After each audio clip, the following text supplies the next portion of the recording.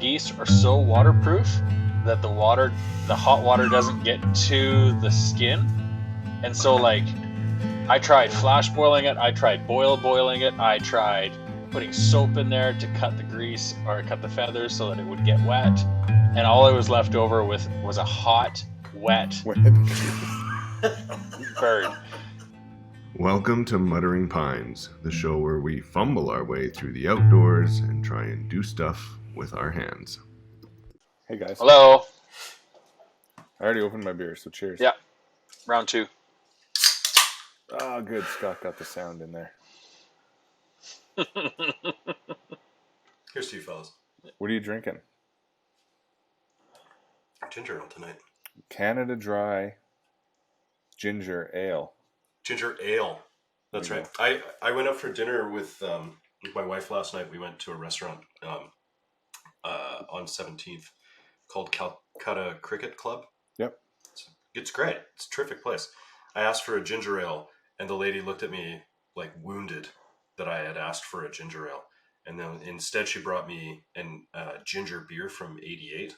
And I'll be damned if that was a goddamn delight. Whoa, that was good. Yeah, I was pretty impressed. I like how you ordered a ginger ale and she looked at you like she just found out she's stage 4. Yeah, she was so upset with me. She was like, why did you leave your house if you just want something that only people on planes drink? We drink ginger ale all the time at our place. Yeah, because our tummies are owie. Because we're 40-somethings. So she wanted the bill to be that much higher so she could get a decent tip? Is that the realm? Yeah, maybe that's what she was doing. You know what? In fairness, she picked the right thing.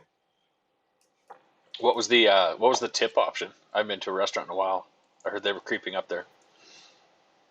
Same tip options as always. It's like 25, 50. Yeah.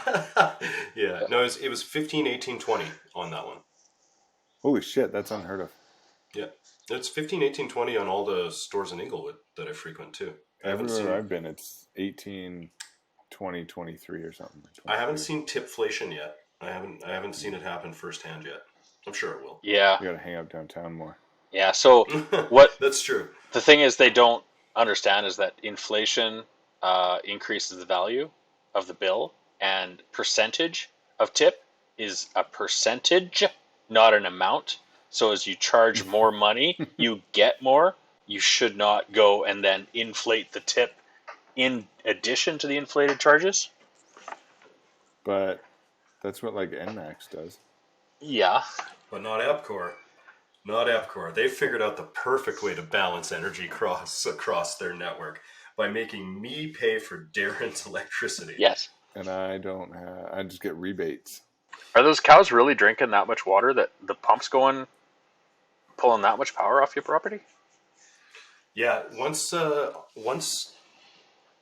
guess probably about July 20th came around, any drop of rain that fell on that place evaporated immediately moments later. Like it started drying out completely. Like the whole northwest corner of the property is just falling into the creek. It's been sliding down there for like 100 years, and you can see it. Like there was a section of barbed wire fence that used to run through there, and it's old, like really old. It's like the single strand barbed wire with the crappy little barbs on it. It's like that.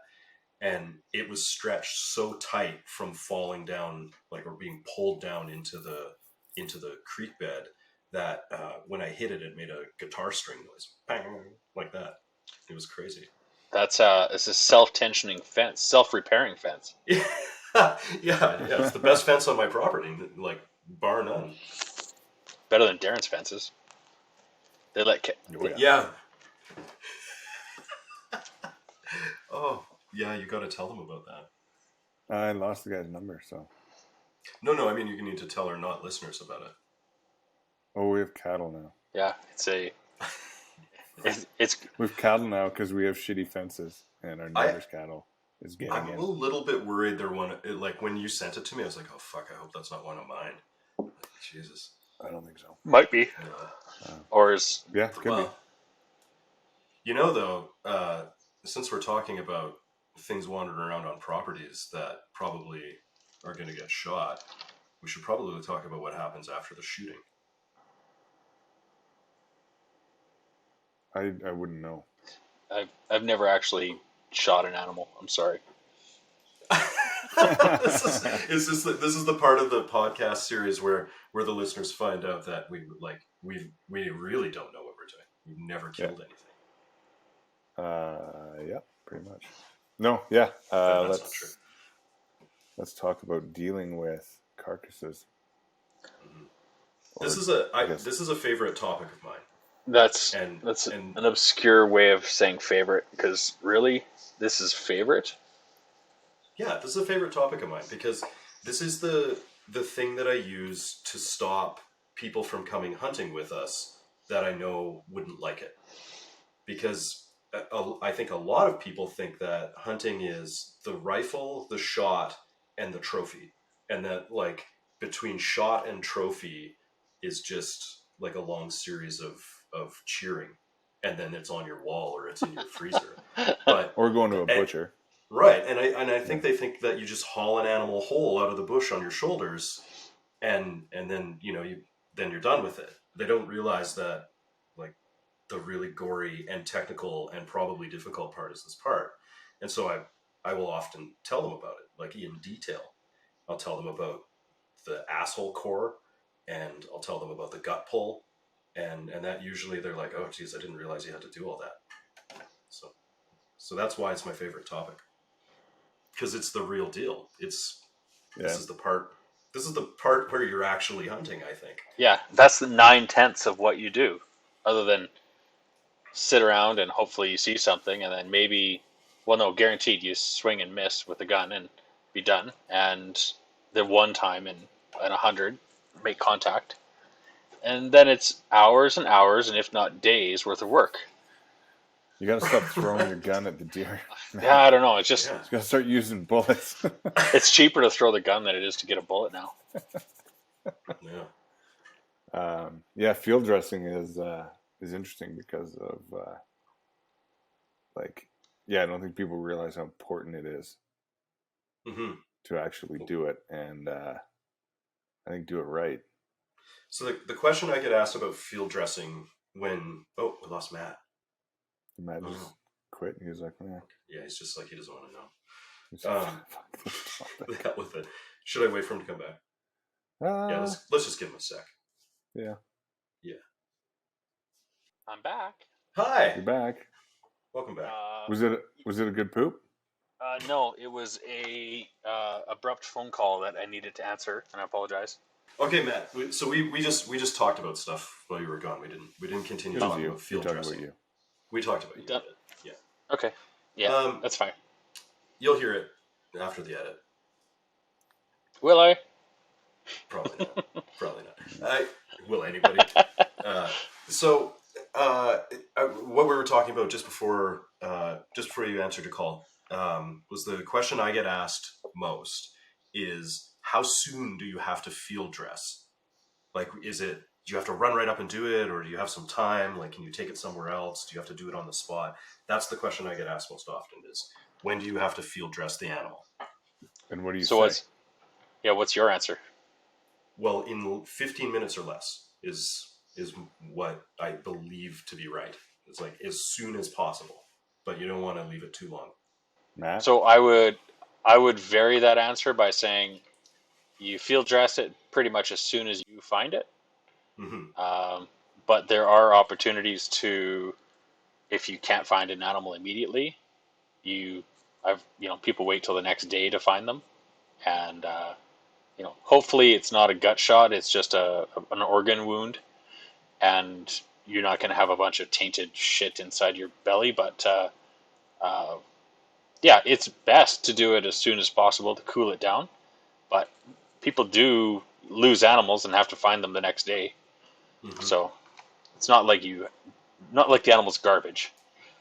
Right. But the big reason is to start cooling that animal down. Yeah. Yeah, this is a crazy thing I didn't know. I love this bit. Do you want to explain that, Darren? Well, Matt, what happens when the animal doesn't cool down? Oh, I guess I'm a first-hand expert on that.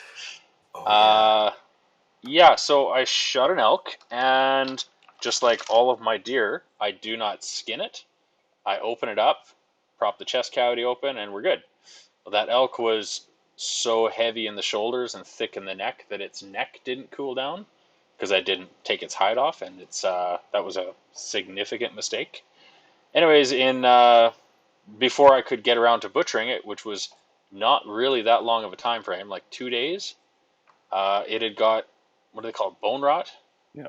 It Yeah. yeah, the bacteria went into the bones and actually started traveling through the circulatory system, all the empty veins, and that thing, it was traveling inches an hour. It was amazing how quickly the rot was going through that animal once it started. And Yeah. it was visible because it was green. Oh yeah, it was. Yeah. There was no question of what it was. That's what I So remember. I remember Darren sending me a picture of it in yeah, progress, and I couldn't believe it. I was like, yeah, "What?" it's like So radioactive green and stinks like sour gas. Mm-hmm. so Yeah. cooling it down is the key to not letting this kick in. Is that why hunting season's so late in the year? It's in No, cool weather. no. Hunting That's season's just late in the year coincidence. for breeding. Just That's to helpful, coincide with breeding. right? Yeah. The year Because that arguably you, you can bow hunt in beginning of September, Yeah. Mhm. and it could be like what 20 degrees outside. Yeah, I learned about the temperature thing from your brother, Darren. The first year that you and I went up to Barrier, when we were in Yeah, Barrier, and it was unseasonably warm. And your brother said, if we shoot something today, it's going to be a real problem because it's going to stay warm for too long. I didn't know yeah. You this, got to that get you have it. to cool them down. Yeah, if it's too warm, then you got to get it basically butchered and put in a freezer or a cooler. Mm-hmm. Um, Do you ever watch like, that Meat Eater guy? mm-hmm. Well, he was in the south. He was in the Mexico desert, or I don't know, some crazy hot place, and it was not like it was too fucking hot to walk around during the day. When he finally got his animal, he put it in game bags, hung it from a tree, and made sure it had air circulation, even though it was still like a bazillion degrees. It was like getting it cooled down from body temperature and then away from all that bacteria. Yeah, So the meat can hang, but he deboned it. I don't know. Never had that problem. Right. Yeah. Yeah. That year, I remember like we hung those deer up, and it was starting to get concerning. Like we were thinking about taking them in and renting freezer time in Barrier. So what is the temperature that we need to get them down to then? Is it just as long as it's below body temperature? I don't know. Like five I don't five know is either. fine. 5 degrees Celsius would be nice, but what do they Yeah, do in those hot climates? I guess Yeah. yeah, you're right. Like I don't know. Like Maybe they don't have the same kind of bacteria. if you've boned it out, then you could probably leave it for like not in the sun, but I don't know. Good question. We should I don't we know should the probably answer. explain what bone it out and deboning is. That's Well, before that, we got to go back to actually field dressing because now we're talking right. about butchering. Right. You're right. So when you shoot an animal, By throwing your then gun at it. yeah. So when you throw your gun at an animal and you hit it so hard that it just collapses out of pity for you. Um, You poor bastard. the first thing you got to do is get the guts out, right? Yeah. And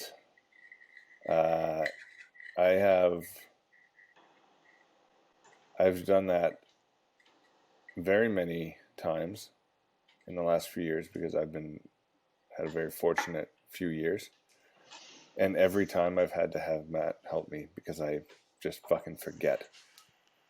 I get You there and I open it up and I'm like, well, Going back to grade school, have to remember ABCs. yeah, pretty much. But and Matt, you can just jump in. But basically, you start.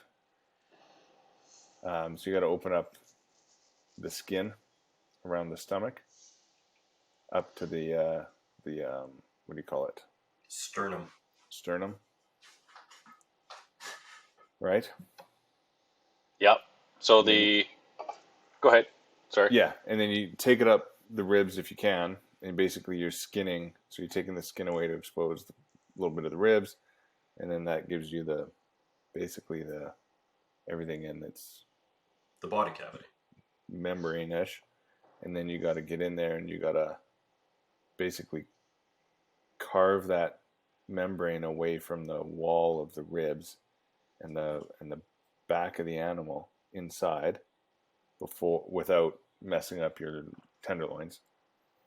Because the goal is to get the entire bag of organs out in as close to one piece as possible without it leaking into the meat. That's the outcome you're going for when you start that process. Yeah, so your bag of guts has an entrance hole at the throat and an exit hole at the asshole. So So you either carve around the bum hole, or you use what we use, which is called a butt out, which is basically like a giant you know that thing in Seven plug from the really terrible murder scene in the brothel? And I won't say any more than that. It's like that, but for deer bums. it's a dildo you shove up the deer's butt, Mouse. and then you twist until the physical membrane, physical intestine separates from the internal body cavity. But by twisting it, it ties it up, it torques it so it won't leak, and then you pull it out its butthole and put a string on it so that poo and stuff can't come out. Right, because urine and feces into the meat is the absolute worst case scenario, and you're trying to avoid it at all costs. Yeah. Yeah. Right. So that's the first thing you do. Then you cut it open, and then you got to start carving that membrane away from the inside of the animal. Yeah. And then you got to crack the ribs or saw up through the ribs without puncturing the gut sac.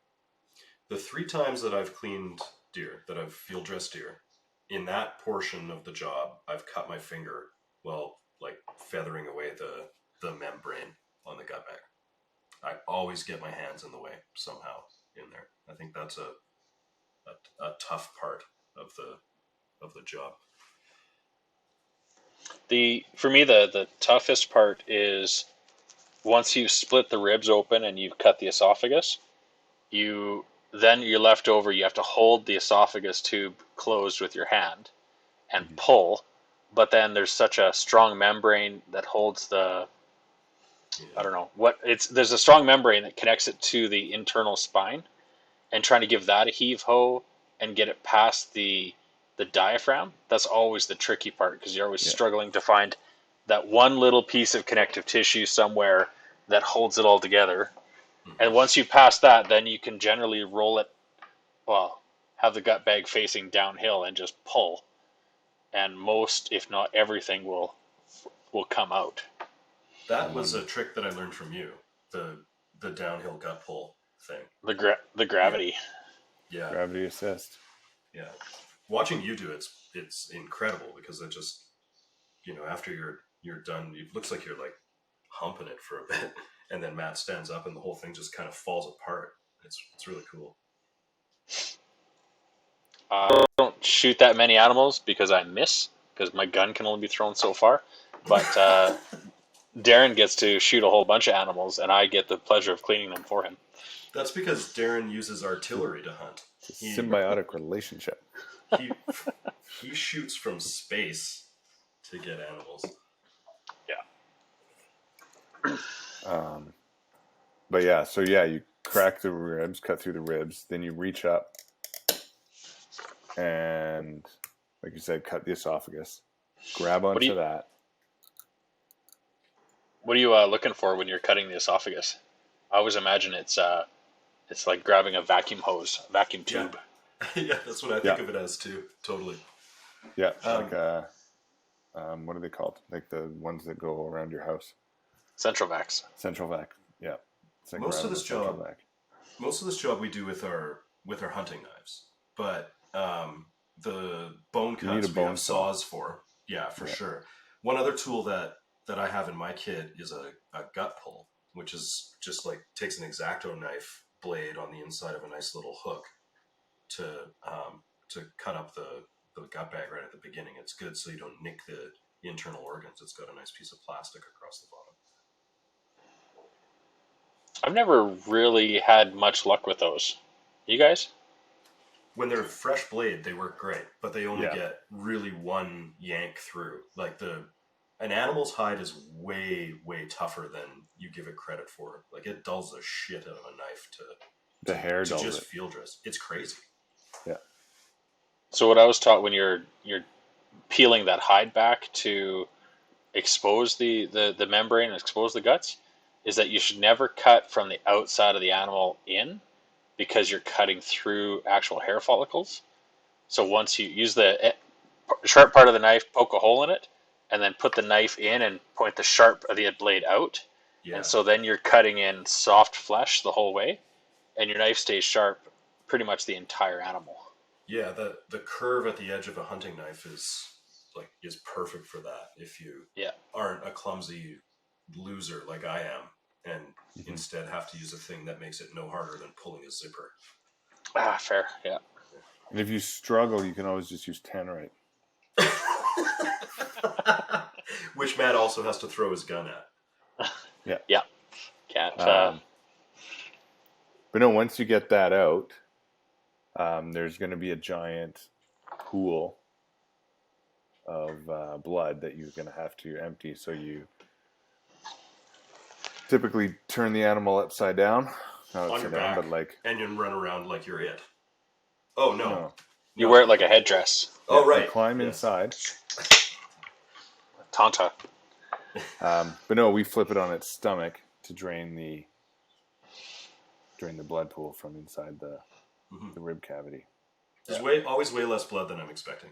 That's always I think that every single time we've opened an animal, I'm like, oh, there's way less blood than I thought. My brother shot a moose when we were up north, and it was, other than being the size of a horse and to reach in is like arm's length up to your shoulders, there was a swimming pool worth of blood in its body cavity. Oh god. It was insane, and he was having to like swim his arms through it trying to it was gross.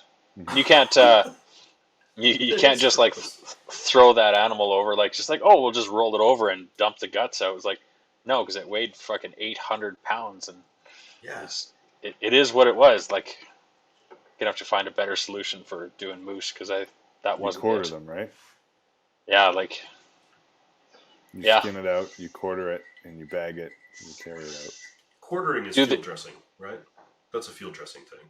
That's not butchering, technically. Well, it's all field dressing, really. Yeah, like a deer, you don't really have to skin out after, right? Like you can throw it in your truck. Once you've got the gut bag out, deer. Yeah, throw it over your shoulders. Yeah, and then you just hang it and skin it at home.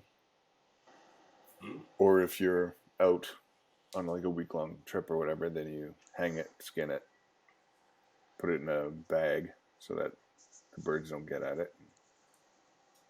Barrier lesson. Whiskey Jacks. And then you're good. But if it's a big animal, like an elk or a moose, then you've got to quarter it. Yeah. So a deer once field dressed, when you're pulling it out of there, is like a little more than 100 pounds. If it's big, it's a couple of 100 pounds. It's not big. Now, how heavy is an elk once it's field dressed, Matt? What do we get? We got 400 some pounds of meat back. So like a big bull was. Yeah, they're heavy as all hell. Like to the point where you just about can't move them. Yeah. So where they fall is where they stay unless you have come-alongs or equipment or something like that, and that's where you're going to start knocking limbs off just so that you have a manageable chunk to be able to throw around. Like when the animal's on its side, you're not really going to actively be able to roll it around. So you knock the outside legs off, and then roll it over, knock those outside legs off, and then you can scavenge the meat off the ribs and stuff. And then how big is a moose field dress then?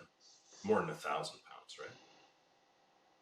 Field dress? I don't think they'd be that big, but no, they're like I think a bull moose and I guess fuck, I don't know. They're all over the place. You're gonna have huge moose somewhere. That'll probably be over 1,000. Yeah. Yeah, that's nuts. I haven't ever dealt with anything that big.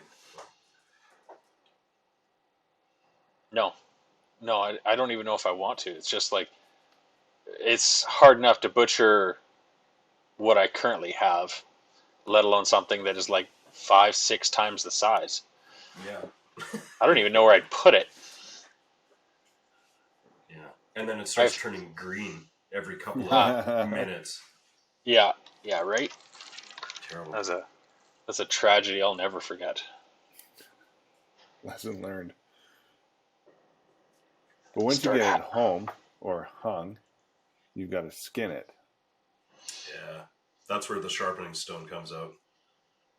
Yeah, so skinning is interesting because it takes a bit of time to figure it out, and then it can go pretty quick. Mm-hmm. But you got to find like those, it's best if you find like those seams where it will naturally just it just like falls go away. under the arm and then open up around, and then you pull it down off the back and then around the back legs, and then it all comes off. It's by far the most satisfying part of field dressing. But you got to have a sharp knife because that membrane even will dull a knife. That's not totally true. You have to have a sharpening stone, period. Not a sharp knife. You have to have a sharpening stone. Like, the knife has to be sharp during the process. Yeah. Like it's... Same shit. No matter how good your hunting knife is, how good you think that edge is, it's gone. Like it's going to be gone at some point through the animal's skin. At some point it's going to go dull. Yeah.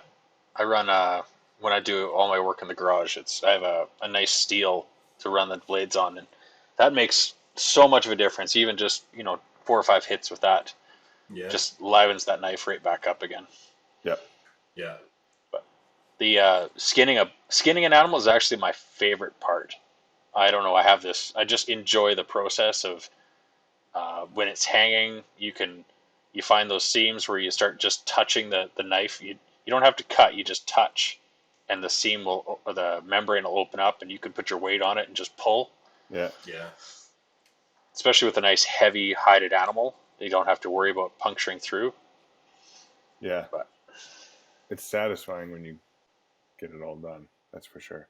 Mm-hmm. Yeah. You guys, have you seen the golf ball style of de-hiding? Yeah, I'm not sure I want to try, but it sounds super interesting. It looks satisfying, but it also, I think it destroys a lot more than you imagine. I can't imagine the back straps being intact after that. Yeah, no. Totally. Yeah. So unless it's like ripping a Band-Aid off, that it goes so fast that it literally just rips the membrane and doesn't have time to like catch and pull the meat. Like you take a Band-Aid off, it doesn't take the hair off. I think I don't know because I've only watched YouTube videos of it, but it seems like the whole principle of it is that there's one seam up the animal's spine that the golf ball just puts added pressure on as the vehicle's driving it out, because that's how it works, right? They started at the tail end of the animal with the animal sort of in a rack flat, and then they'll use a quad or a truck and they'll just drive slowly away with the golf ball attached to like a cord that's attached to the vehicle, and they drive away slowly and it just peels the whole skin off. And I think it's based on one seam that works, but it only works with something as wide as a golf ball. If you try to do it with a knife, it doesn't work the same way. But I don't know. This is a theory. I have no idea. I'm terrified to try it. Yeah. The one I did see was these guys were using that to try to skin a cow elk, and they were anchored, they had it tethered by the head, and it basically the amount of force the truck was putting into it to pull the hide, it just ripped the skull off. So holy shit! That hide was well attached, or they just did it ass backwards. So I don't know. And the head's always on in those videos too. They're never. Yeah, they've never been decapitated. I think it's best just do it properly. That's probably the answer. It really only takes about 10 minutes to skin an animal properly. So half an hour at most. Yeah. And three sessions on the sharpening stone.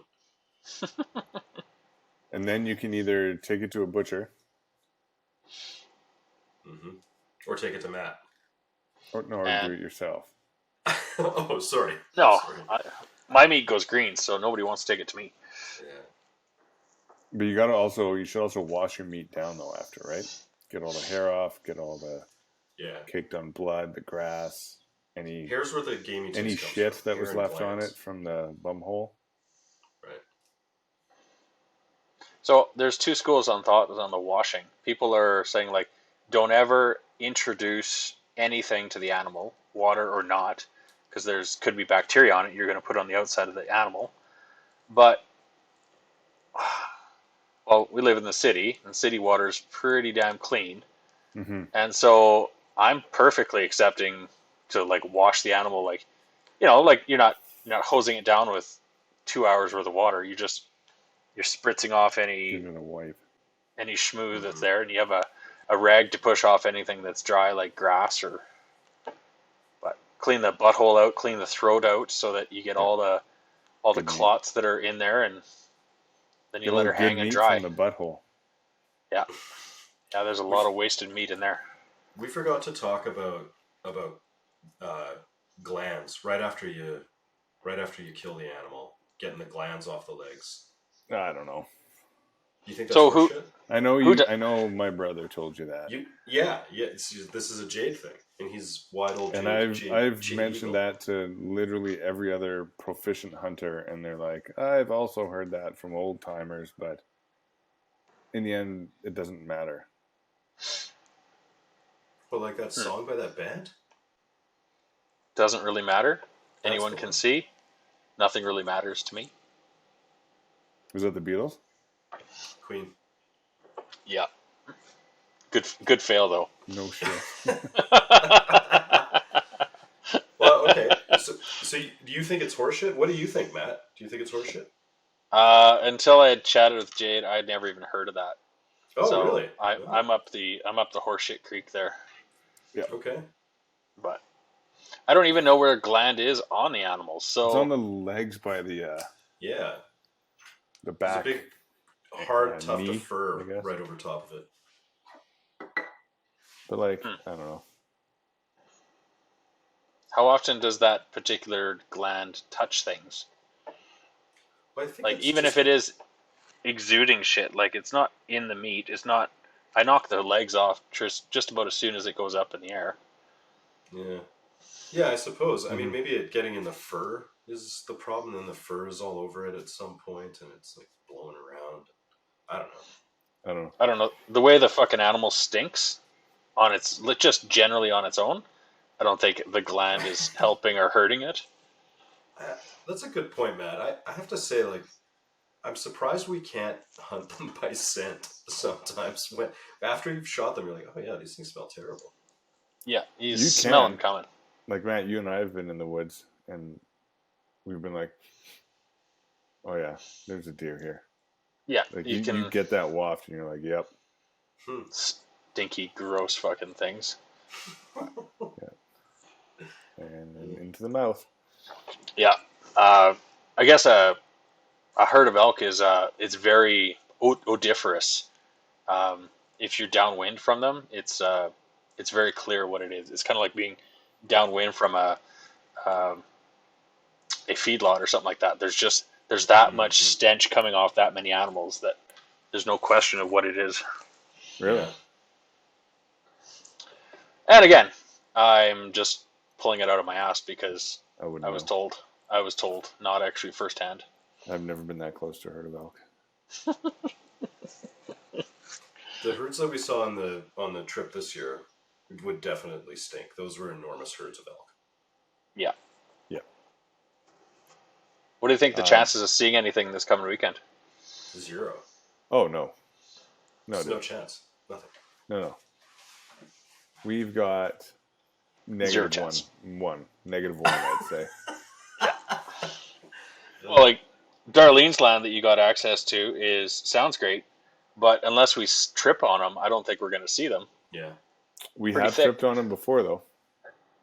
That is true. Well, they tripped on us. The coyotes were bold last weekend when we were up there. They came right up to our cabin. Like they were at that little pond in front of it, barking at January and I while we were sitting on the deck. You Really? Yeah. haven't justified sitting there with taking pop shots at them. I don't have a rifle up there right now. I just have my bow up there. Hmm. And they were in the black. It's pitch black out there. Just fire an arrow anyway. That's the look Darren just gave me. Was why didn't you just loose an arrow into the dark? Into the sound. Can't hit anything I can see. I'm not going to hit anything I can't see and can only hear, and apparently can't smell. Fuck that. Hit a cow. Like a $90 joke. Matt, you said your favorite part was skinning the animal. I just enjoy it. Yeah. I would say, after I yawn, because I'm a fucking old piece of shit, I would say my favorite part is probably the actual butchering of it. Yeah? Really? Yeah, there's something about like just butchering the meat that I'm like, yeah, I've made a roast. Or look at this. This is a really nice backstrap. So I'm with you on that. I enjoy that, but normally by the end of it, I'm sick and fucking tired of butchering. So I mean, if you're doing one deer, not bad. That elk, not the best time. Getting a little sick of it. If you got 2 deer, too much. Yeah. Yeah. But I quite enjoy it. I like it. But that elk, and I think even with the 2 deer last year, right? Did I have 2? I had 2 up at one time, didn't I? Yeah. Yeah. I called my wife in. I'm like, we're butchering. We help. gotta get. I need some help. And yeah, she's really good at it. So that's great. Cody actually asked me last time. He's like, wait a minute. He's like, your wife came and helped you butcher the deer? Yeah. He's like, how do you make that happen? How do you do that? I don't know. I just asked. So my wife won't touch any other part of the hunting process, but she will come out and help me butcher. Yeah. Like, pending things in the house are done, the kids are put to bed, stuff like that. Then she'll come out and, she'll stand there with me for a couple hours and we'll hack up meat. Yeah. So that's pretty good. I don't know. I think like butchers have cool jobs. Yeah. They make it look so easy. It's ridiculous. How sharp the knives are and how skilled the cuts are. Like, obviously they do it a couple times a day, but I'm always wondering, it's like, well, what seam am I following? Where am I going? What am I going to make with this? What is this piece of meat called? Yeah.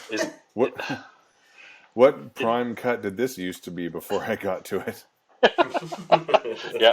Was this a steak or is this going to be ground up? Oh, no, it's just pure silver skin. This is gorgeous. This is a steak. This is oh fuck. Nope, it's still a shit. It's jerky. It's hamburger. Yeah, it's jerky. Yeah. Fuck. I bought a steak once from a butcher in town here called Calgary Meats, and what I wanted was the same kind of cut from this restaurant in town here called Mercado. And so I said that to the butcher.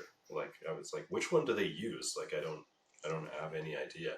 And he knew right away. He's like, it's this rib cut, but then they cut the tomahawk off the back of it and they don't cut it into chunks. It's this one. And so he just went and made it for me. Just whoop, came back with it. He's like, here you go. I couldn't believe it. Like, it was incredible. Yeah, a good butcher is like, that's an incredible skill for many, many reasons. Wait a minute. It's almost like it's a career and you need to practice at it and you can't just do it. Oh, I'm sorry. Yeah. Don't be ridiculous. All those guys are just hacks. They're just hacks, yeah. I don't know if you saw like I think it was like a Steve Rinella episode. But I think they even had a deer. Might have been an elk. Elk seems more reasonable because it's got a little more meat. But they cut it on a bandsaw and made like T-bones, Yeah, that was how the Calgary Meats guy did it. right? What Yeah. you're talking like T-bones out of the backstrap and stuff, or were you? Because Yeah. yeah. Yeah, so your T-bone would be like the spine, the back strap, and then a little bit of the tenderloin. Yep. And they were just hacking T-bones out of an elk. It was an elk. That's cool. Yeah. That'd be cool. I've never had a T-bone out of an elk before, but also I Yeah. don't have a bandsaw to be able to do that, so I just No, debone but everything. you got a circular saw. Jigsaw. And again, Jigsaw you in gotta You there. got a jigsaw or a sawzall, a reciprocating. oh look, we What do you made got there? hamburger. Jerky. There's definitely a YouTube video of somebody trying to use a sawzall to butcher an animal. That Oh. exists for sure, right? If I'm not gonna not, watch it, but in 1 Yeah. week there will be. Not necessarily a game animal. It could be a beef, it could be a squirrel, and it could be human. The possibilities are endless with us. Yeah. Alan field will die for dressing- real this time. field dressing birds is also butchering them. That's with grouse, for example, where we just pull them in two and the breast meat just comes off. So explain that one. Yeah, you guys taught me that, and it's so nice because you don't even you touch it once and then you just eat it. Yeah. Okay. That's great. So the way all you not listeners out there this works is it works with the prairie grouse, and it may work with other birds. I'm not totally sure, but what you do is you kill the bird with whatever you want to kill the bird with. Matt kills them with 22s. Darren kills them almost never. I have missed them on several occasions myself. And after Matt kills our grouse, we go with the butt of my gun because with the butt of this gun because we're out of bullets. And what you do, it's very simple. Is first you remove the head, so you can pull it off with your hands usually. Then you turn the bird so its breast is facing away from you. You put your feet on the inside of the bird's wings where it meets the rib cage. You grab its feet and you pull. And when you hear it separate or feel it separate at the feet where the rib cage and the wings meet, then you just give it a yank and it pulls the entire gut of the creature out and leaves sitting there, hopefully 2 pieces of breast meat sitting on the rib cage with almost no wings on them. That's how you clean a grouse. You tear it in half. So, have you inspected the stuff you pull out to see how much meat is actually in those legs? Or, like, I've never really looked at a leg of a grouse to see. No, it's not worth keeping. Neither are their wings. Like, they're, unless you're willing to, like, pluck a grouse, its breasts are the only thing that are worth it. And plucking them is not worth it, ever. Coyotes don't even eat that part, for God's sake. I guess. I plucked a goose a couple times, and that was a never to be repeated endeavor. Yeah. Terrible fucking job. Farm chickens. I had a friend here in town that had chickens in her backyard, and she wanted to butcher them, and she asked me if I would help, and I said for sure I'll help, but I actually don't know how to do it. Like I never had to like cut the head off anything and then deal with it. And so I asked my dad for help because I knew he had done it a lot of times. I said, "Hey Dad, can you help me and my friend butcher some chickens?" This is the only time in my entire life my dad has ever refused me help. He was like, "No, fuck that. You don't want to get into that, man. Just."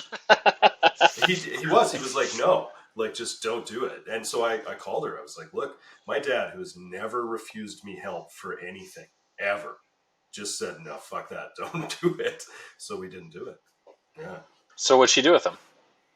I think she sold them. I don't know for sure, but she hates me now. So for not helping her kill her chickens. Yeah. So I made a chicken plucker, and it's made out of a 50-gallon drum with all those like rubber fingers and a spinning disc of fingers, and it's It's amazing. I call it the chicken fucker because it's amazing. Like it fucks those chickens up. But anyway, you Google them and then you can see what they look like. But I made it and it works absolutely phenomenal. Like 30 seconds in there, that chicken has not a feather left, and they're clean. You rip them open, pull their guts out, and you're dressed. So You that's could what have you do with a saved me goose then.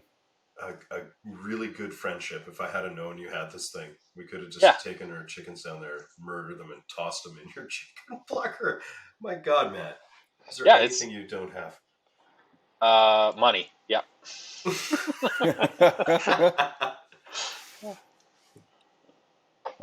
Yeah, like when we went goose hunting, Matt, I remember I was at home and I'm like, I'm gonna pluck these geese because I'm gonna do like a Gordon Ramsay Christmas goose. yep, Yeah. And like an yeah, hour in, I think I called you. I'm like, what the fuck? I'm yep. like, I've gotten nowhere. There's down in my mouth. It's all over. It's Yeah. incredible. It's like, Feather density of a goose. and I had made zero Fuck. progress. I had exposed one breast. And Yeah. I'm like, this is unreal. There's a better way. And you're like, yeah, but no. You're like, you got to like boil and flash boil them to open the pores. And then you got to pluck them real quick. And I was like, or he's like, or you breast them. I'm like, yep, Yeah. you can do And that one. you breast them. Yeah. That's right. Yeah. So I, after I talked to you, I tried all that flash boil, all that shit. The geese are so waterproof that the hot water doesn't get to the skin. And so like I tried Oh, flash boiling it, I tried boiling it, I tried putting soap in there to cut the grease or cut the feathers so that it would get wet. And all I was left over with was a hot, wet bird. And then it was hot and wet and slimy with soap, and I couldn't pluck the feathers anymore. And that's Somehow oh, we have to figure out how to use hot wet goose. hot, wet goose. Something. I have to tell you guys, there's no animal in the country I love more than the Canada goose. That ornery fucking evil bird is just, even when dead, is just makes your life miserable. I love Yeah, it. It is definitely but the they're bird to look up to, delicious. but they are Yeah. delicious. If you So can would manage to kill one without it killing you first, either through attrition when you're trying to pluck it, or by it like cobra stinging you in the face when you're riding past it in a parkway. so would your chicken fucker work on it then, Matt? No, no, because Why? Why? Fuck the no. Why the not? they're Because it's the Canada Goose, Darren, that's why. okay. It would probably work a little bit. Like you could take some feathers off, but they're so feathery that they just like okay. So a chicken, like a proper chicken that lays eggs or whatever it is, the feathers are super weak, and there's not that many of them generally. But like Okay. compared to the goose, they're fucking insane. Yeah. So how do you pluck a? We got to figure out how to pluck a goose then. My old man said the only way to pluck a goose is when you shoot it and it's hot. You pluck them in the field in a stiff wind facing upwind, but the geese have to be fresh and hot. And if they Really? don't, then you don't even bother. And that's what he said, and I never, even he doesn't do it. He's like, no, I just breast them. Breast them. Yeah. Yeah. Yeah. Huh. Hmm.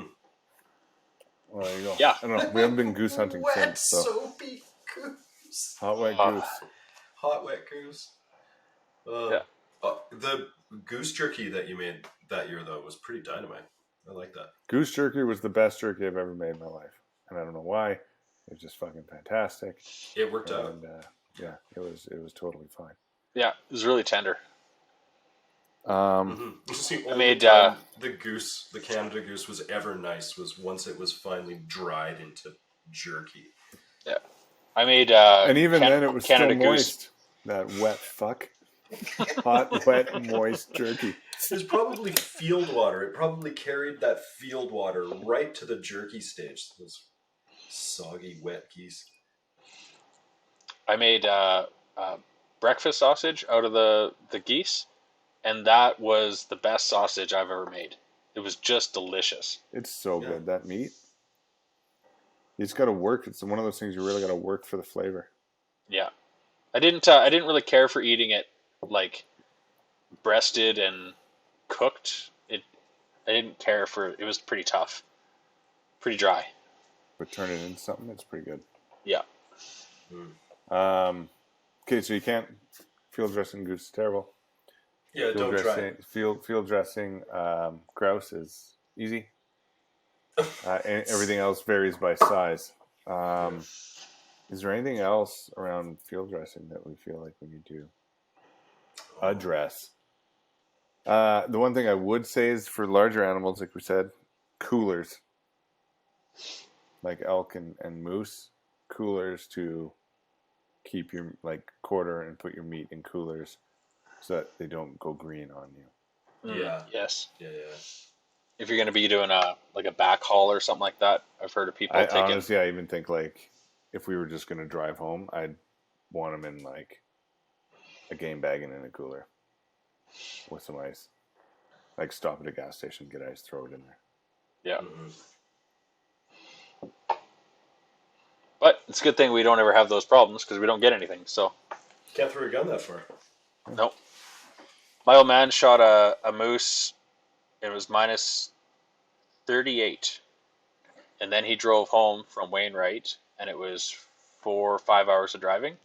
That moose was still hot as fuck on the inside after 5 hours of driving in basically minus 40 down the highway. Because it didn't have a single hole in it that it wasn't born with other than the shot. Yeah. Right? You got to open up the body cavity. The body Oh, no, cavity it's- is the key to it. So it was gutted. Oh, It was okay. it was gutted, and it was not propped open, but like it was laying on its side. It's a big animal laying on its side in the back of the truck. But that Holy hide shit. on the hide on it was so amazingly insulated that it was still hot hours and hours later at highway speeds in that kind of cold. Incredible. Well, going back to the goose or the geese that we got, Matt, I think we finished up goose hunting around just before 9 or some shit, 9:30 maybe, right? Yeah, it was early morning. Yep. And then I went then to work, so I threw them in my truck. Yeah. And I went to work, and it was minus 20 that day, easy minus 20. And I parked on the street at work, and I went home and did dinner things, and then I got to them at 7:30 or 8, and they were warm. When I started cutting them to breast them, and even when I got through the down on the first one, the skin, Mm-hmm. I was like, these are fucking damn near hot still. Yeah. Wow. And that is why down is the best. No kidding. That's why animals can live outside and humans suck. Yeah. Pretty Yeah. much. That's why we got to keep getting into this beer. We got to get it. We don't have down. We got to grow something else. Whiskey. Yeah. Whiskey is our warmth. It's gonna And make us jujubes. fat. Whiskey and Whiskey fire. and jujubes. Right on. I think that covers field dressing from our knowledge perspective anyways. Yeah, which is super limited and not really knowledgeable. So Apologies to all the no people listening that you learned fuck all. yeah, Mhm. haha, you wasted your time. Now you This know what it season, feels like we'll- to be us. Never learning. We'll do a video this season. We'll video dressing an animal. And, Yeah. Yeah. Not gonna kill anything. Are you kidding? maybe we'll film a video. So on that note, what did we learn? Well, as usual, I learned that Jade is full of shit.